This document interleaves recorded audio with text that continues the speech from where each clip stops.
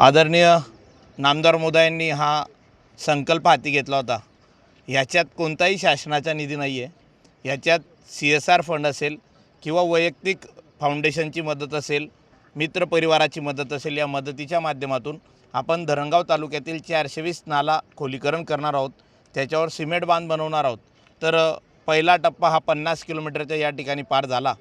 1000 हेक्टरच्या वरती या ठिकाणी शेती जी आहे ती ओलाईत खाली येणार आहे। बंद पडलेले बोरवेलसुद्धा आज चालू झालेले आपण बघत आहोत। काल जो पाऊस झाला, पहिल्याच पावसात एवढं पाणी वाहून वाहतं आहे आपण बघतोय। नाहीतर माझंही आयुष्य, माझंही वय 35 आहे, बाकीच्यांचं वय 60-60 आहे, पण पहिल्या पावसात कधी नाले ओसंडून वाहताना आपण बघितले नाही। वरुण राजाने या ठिकाणी देवानेही साथ दिली आणि आदरणीय नामदार मोदयांनी हे जे खोलीकरण केलं आहे, नामदार मोदयांचा संकल्प आहे की शेतकरी हा सुजलाम सुफलाम कसा होईल, शेतकरी हा स्वतःच्या पायावर कसा उभा राहील। कारण शेतीत पाणी असेल तरच शेतकरी हा पुढे कुठंतरी उत्पन्न घेऊ शकतो।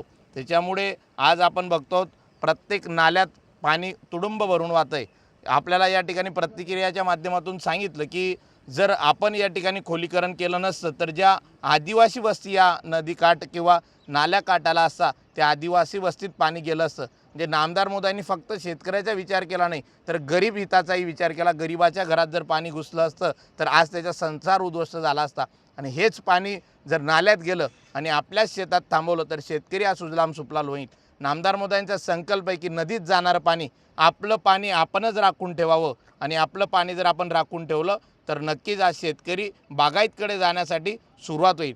पहिली सुरुवात या 1000 हेक्टरमध्ये हे शेती 100% बागायत होणार। या ठिकाणी केडी बेल्ट नसून पण मला तरी वाटतं येणाऱ्या 2-4 वर्षात या ठिकाणी केडी हे उत्पादन घेण्यासाठी या पाण्यामुळे नक्कीच शेतकऱ्यांना शाश्वती येणार आहे। पाण्यावरच सगळं जीवन आहे। पाणी आणि शेतरस्ता हे नामदार मोदयांचा संकल्प आहे।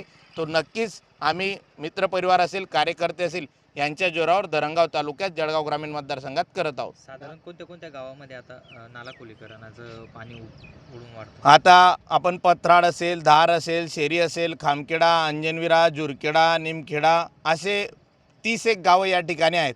या 30 गावांमध्ये आपलं खोलीकरण या ठिकाणी संपूर्ण पहिल्या टप्प्यात झालेलं आहे आणि या ठिकाणी खोलीकरण करत असताना टोटल 17 पोकलँड मशिनरी या ठिकाणी काम करत होती आणि प्रत्येक शेतकऱ्याने, प्रत्येक नागरिकाने या ठिकाणी सहकार्य केलं।